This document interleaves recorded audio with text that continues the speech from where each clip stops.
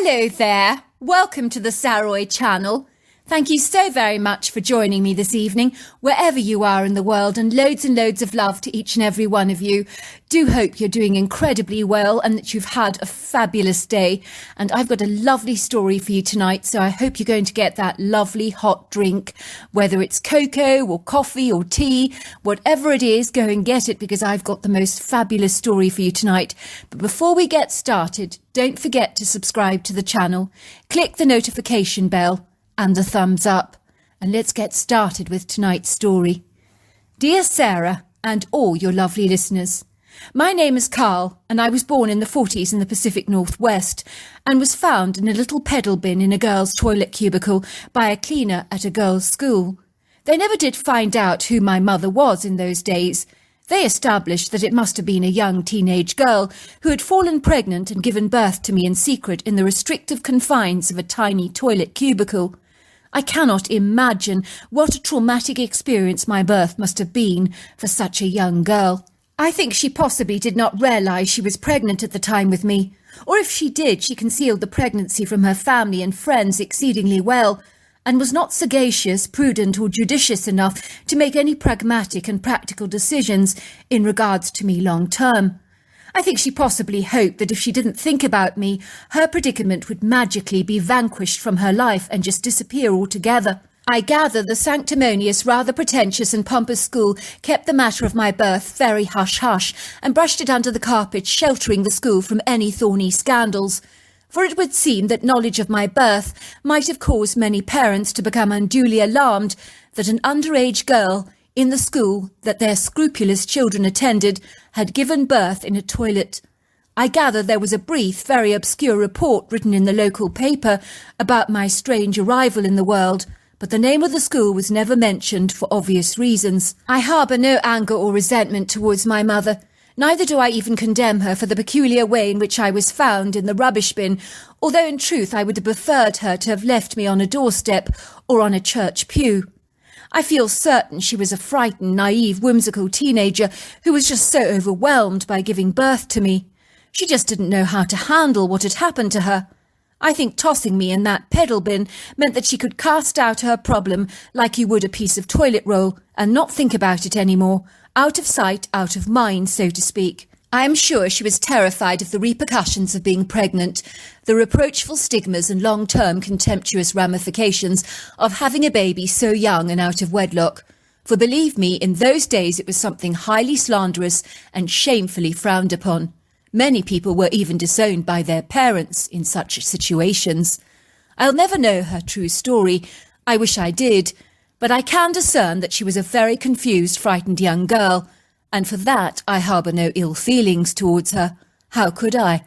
Just compassion and empathy. Even years later, my mother never ever came forward to acknowledge that she was the one that had given birth to me in secret in a toilet cubicle at such a young, tender age.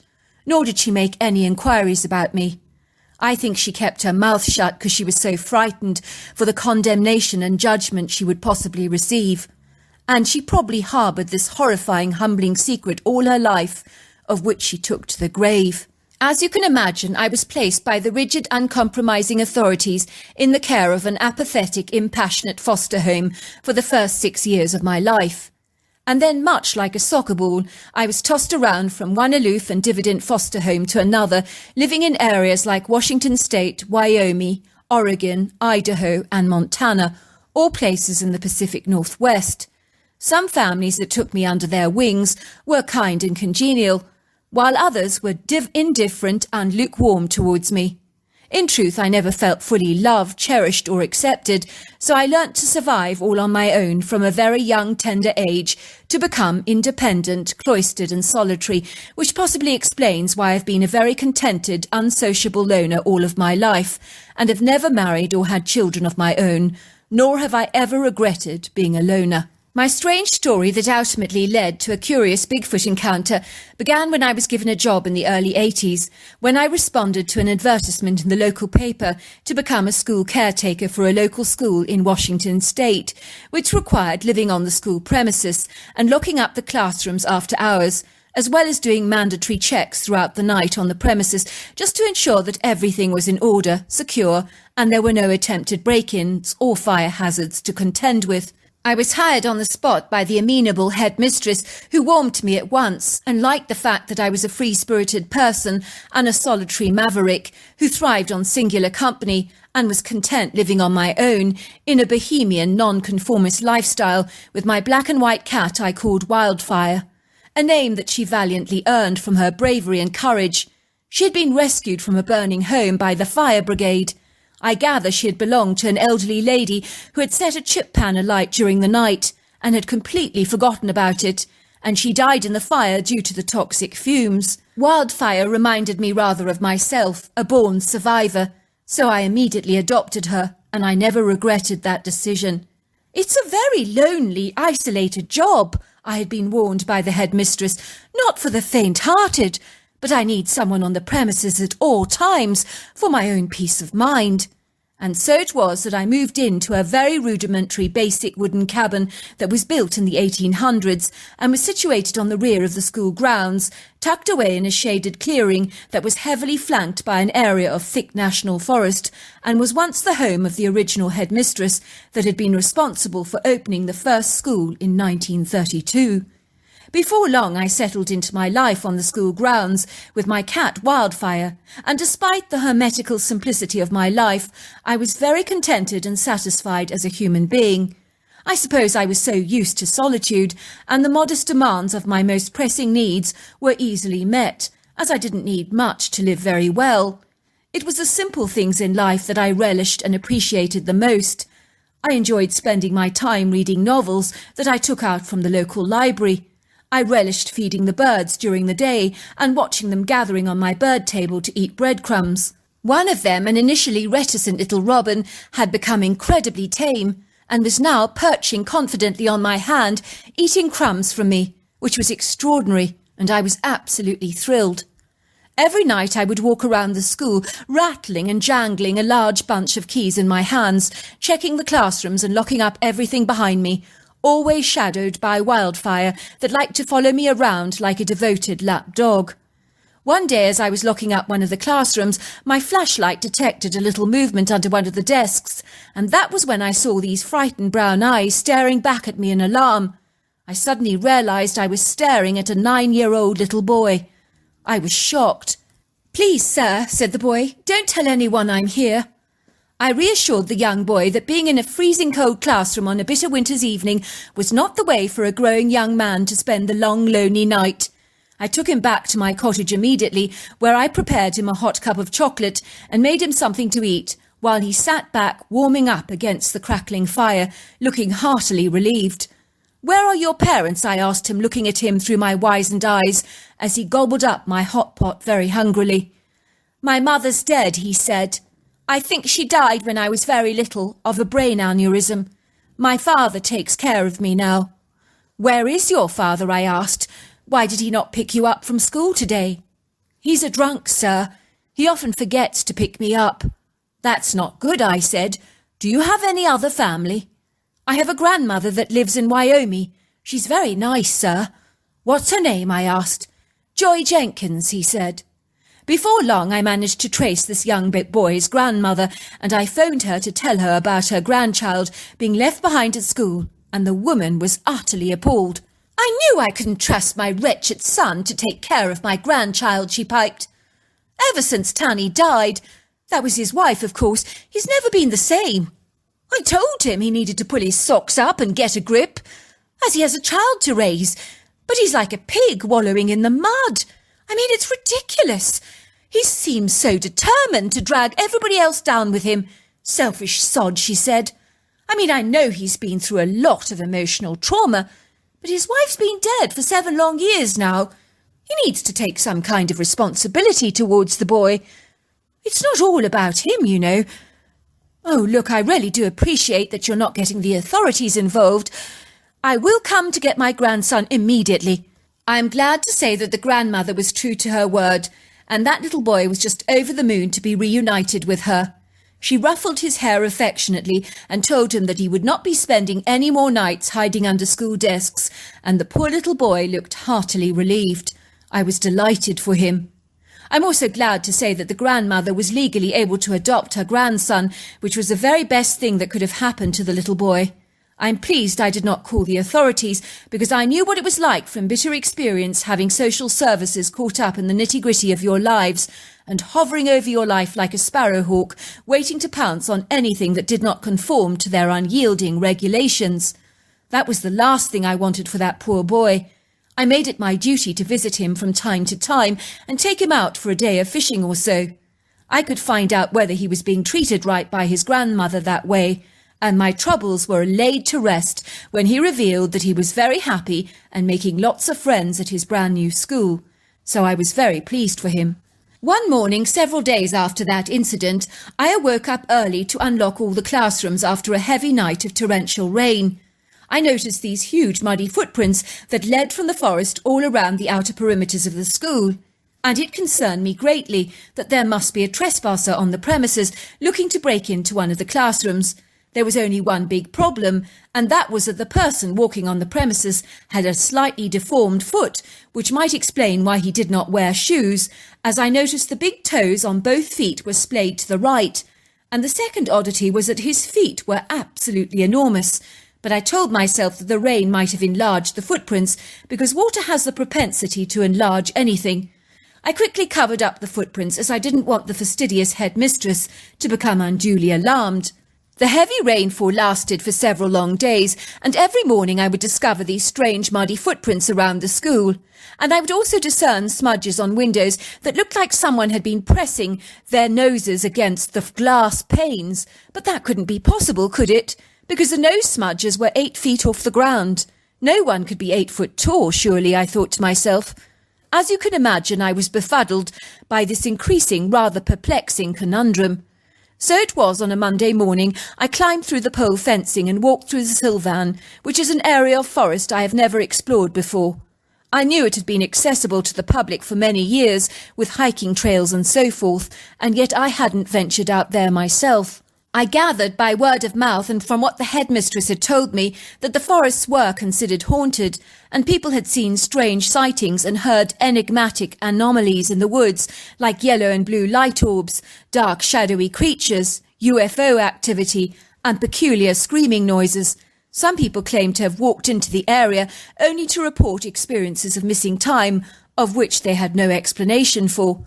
I was a natural cynic, and so did not believe in this hocus-pocus stuff and nonsense, so I really didn't give the matter any further thought or consideration, and put it all down to rumours, idle speculation, and quirky superstitions. I do remember thinking how beautiful the verdant coniferous forest was, that consisted largely of exceedingly tall, towering Douglas firs, spruces, and western hemlock trees, and there was moss that swathed the tree trunks, draping branches and rocky outcrops in velvety green carpets. There was pretty lacy ferns that stretched out their resplendent, delicate emerald leaves across the forest floor. I also noticed some rugged-looking trails that I chose to follow through the elevated inclines that were surrounded by rocks, caverns and rocky ridges, and streams of water that cascaded and trickled over the rocks in a small, flowing, gentle stream. I could hear the pretty bird song in the valley, and could see some cute little cottontail rabbits hopping around the wood green, along with the odd squirrel darting up a tree, observing me with big brown curious eyes. Suddenly my attention was drawn to this cave, submerged in the ground, surrounded by rocky outcrops that were strewn with moss. The hollow tunneled deep within the ground, and was seemingly exceedingly large. I decided I wanted to take a look into this cave that was sheltered from the elements, as I was sure that this would be the perfect quintessential spot for a vagrant to live. I would myself if I lived out in the woods. The opening was small and branched out to a very sizable cave, and on the ground I saw a very large nest that was covered in soft grasses, and lying within the nest were 2 curled-up creatures that looked like dark brown bear cubs. I now began to freak out, because there is nothing more treacherous than a mother bear and her cubs, and if you get close and personal to a mother bear's cubs, you're in grievous danger and trouble, let me tell you.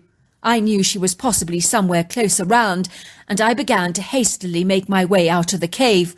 But then I heard her coming back, and I began to panic. Luckily in the cave there was one big stone in the far corner that I could hide behind and remain very still, provided I crouched down very low. My one concern was that the bear would smell me, because they have the most phenomenal sense of smell. But I was trapped, and I had no better option of escape other than to remain remarkably still. That was when I saw her as she entered the cave, but then I realised to my amazement that this was no bear. What was it? This was something completely different. In her hand she was carrying 3 dead rabbits, but I did not know what she was, for she looked like she was half human and half ape. There was enough light in the cave to see her clearly, but in a dim light, if you know what I mean. This critter was about 7.5 to 8 feet tall and about 700 pounds or less, and she was very burly, solid and sinewy, with excessively large shoulders, long arms and powerful sturdy legs. She was covered in long flowing brown hair that was a lighter colour to her cubs. I noticed her head was triangular and literally folded into the shoulders with no evidence of a neck. The face was heart-shaped but very long, and the nose large but very flat, and the brow ridge wrinkled. She had a very wide but thin mouth and deep-set dark eyes. I was so dumbfounded that she was not a bear, but I was not relieved, because I thought by the look of her she could possibly kill a bear without breaking a sweat. I mean, this critter was so powerful and intimidating looking, she was built like an apex predator that is designed to take down very big prey. I did not want to be that prey.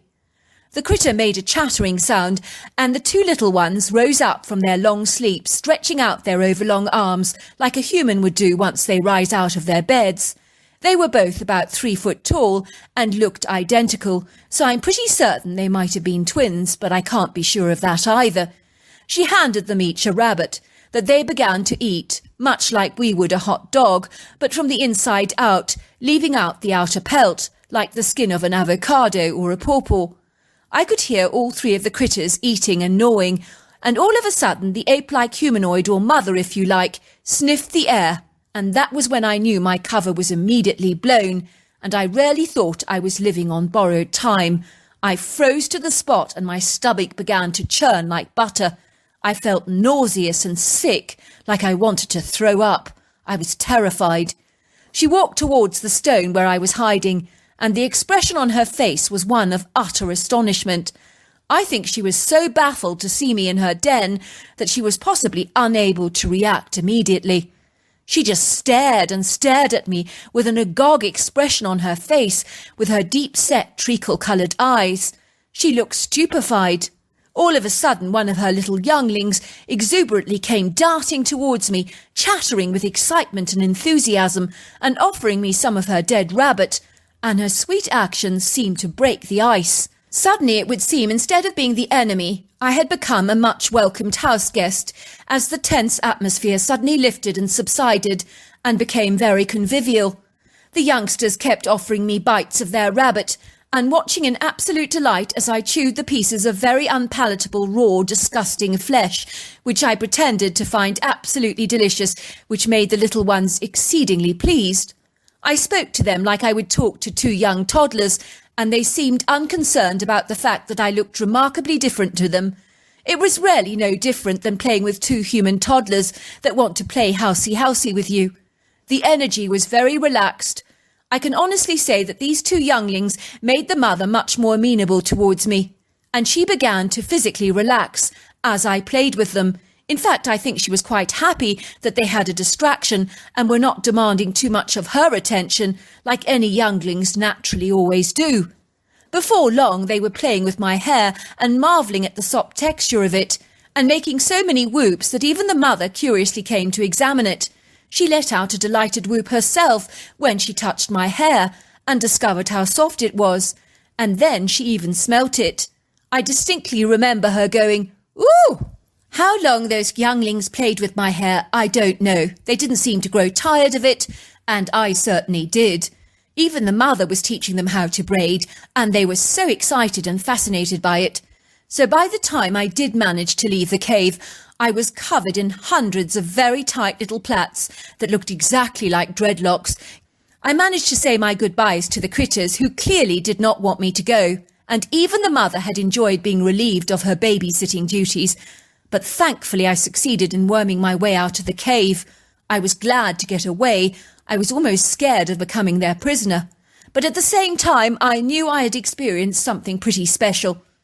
Later that afternoon, I had an appointment with the headmistress and completely forgot about my rag-tailed braided hair, and I'll never forget how the headmistress kept giving me a peculiar, disapproving look. I wondered why she was looking at me like that. Then she said, "Carl, I don't mean to speak out of term, but this is a very conservative school, and I know you're only a caretaker, but I am not keen on my staff wearing dreadlocks. It's just not very appropriate for a school, if you know what I mean. It's not a look that we take very well here." "Yes, ma'am," I said. "I'll fix it."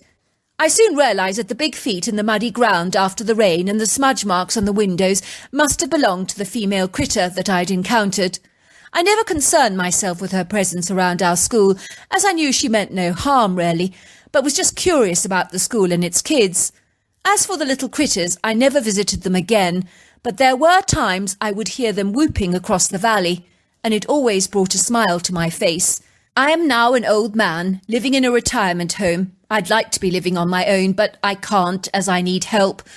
But I do have friends, more friends than I've ever had in my life, but looking back on my life as a caretaker at the school, I do so with many fond memories. And it was 20 years ago that I discovered that the critters I encountered all those years ago were Bigfoot, and I was encouraged by one of the staff to write to you. So there you are. That's my story. Well, I'm so glad you did write, and what an incredible story. Thank you so much for sharing it with me, and to all my listeners as well. Until next time, goodbye and good night.